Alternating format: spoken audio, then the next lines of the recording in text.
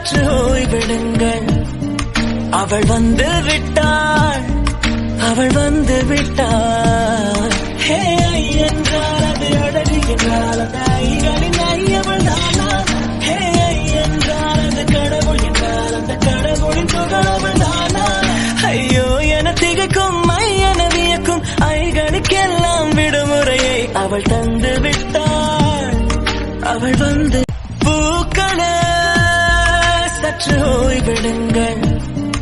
அவள் வந்து விட்டாள், அவள் வந்து விட்டாள்.